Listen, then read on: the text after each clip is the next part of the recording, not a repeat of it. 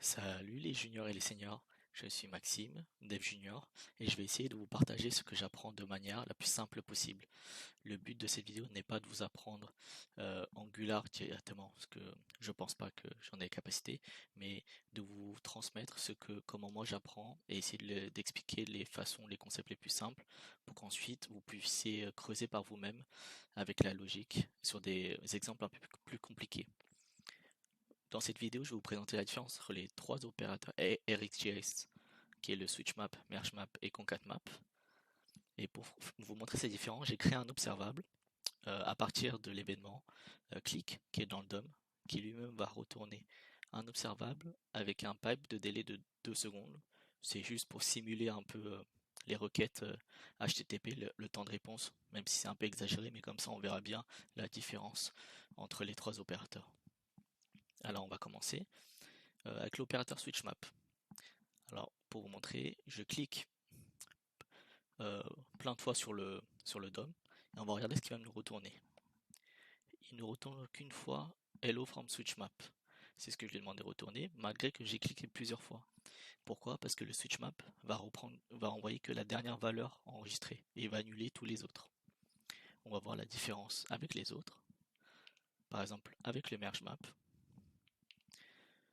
je prends le même exemple, même code. Cette fois, pareil, je clique plein de fois et on va voir ce qu'il va nous retourner.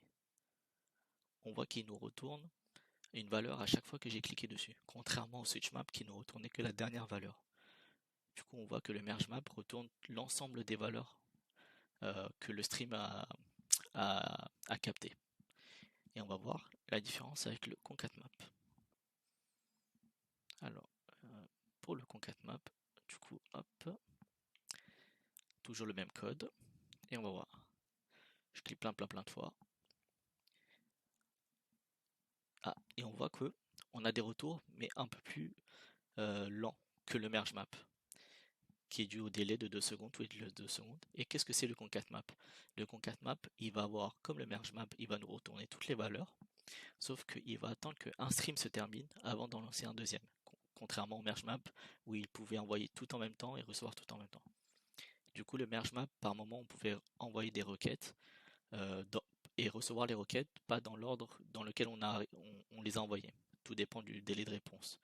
Contrairement au concatemap, du coup, on va recevoir toujours les requêtes dans l'ordre que nous avons établi au préalable, vu qu'il attend toujours qu'un stream se termine avant d'en envoyer un nouveau, et ainsi de suite.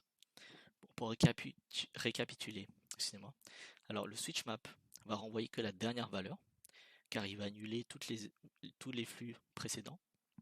Le merge map va prendre toutes les valeurs et va nous les retourner.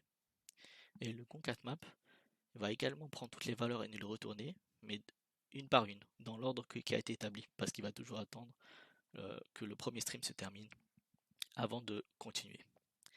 Voilà, j'espère avoir expliqué un peu plus simplement qu'est-ce que la différence entre ces trois opérateurs. Comme ça, si vous n'aviez peut-être pas compris, cet exemple un peu plus simple vous permet de mieux comprendre et comme ça, vous pourrez vous attaquer à des exemples un peu plus complexes. Merci de m'avoir écouté et à la prochaine.